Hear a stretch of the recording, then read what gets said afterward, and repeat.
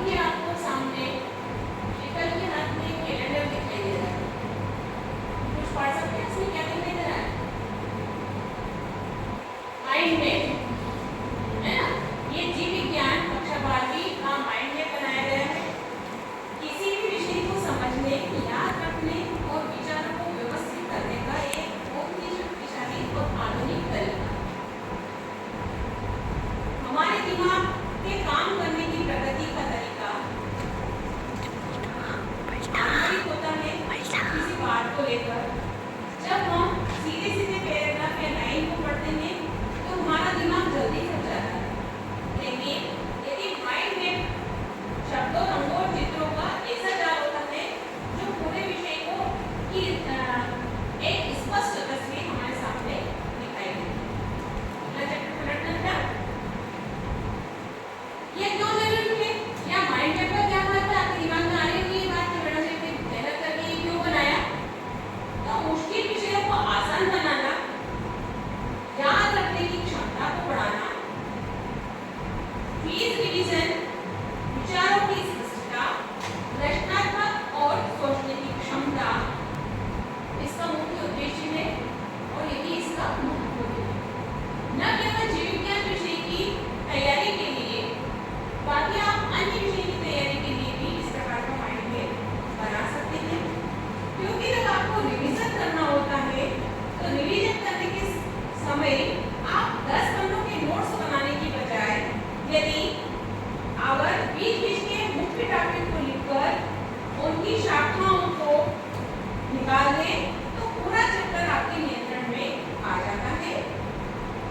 Mind map केवल पढ़ाई नहीं बल्कि किसी प्रोजेक्ट की प्लानिंग करने, नोट्स बनाने और किसी समस्या का समाधान ढूंढने का एक बेहतर स्मार्ट टूल है।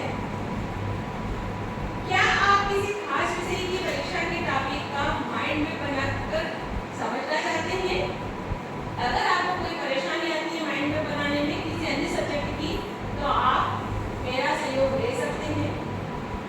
आप जब किसी विषय की तैयारी करेंगे, कॉम्पिटिशन एग्जाम की तैयारी करेंगे, जैसे नर्सिंग का कोर्स है, डाइटिशियन का कोर्स है, तो आप इस प्रकार से माइंड मैप को बनाकर यदि अपने विषय वस्तु को समझना चाहते हैं तो ये बेहतर टूल आपको साबित होगा।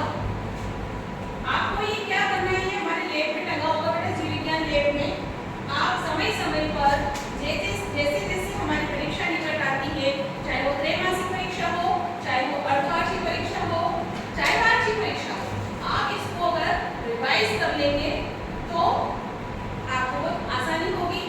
जैसे एग्जाम्पल, जैसे भ्रूण के विकास की चीजें दी है, तो भ्रूण के विकास मानव में सगर्भता अवधि कितनी होती है? 9 महीने की होती है। अब ऑब्जेक्टिव के प्रश्न भी इसमें हल हो जाएंगे।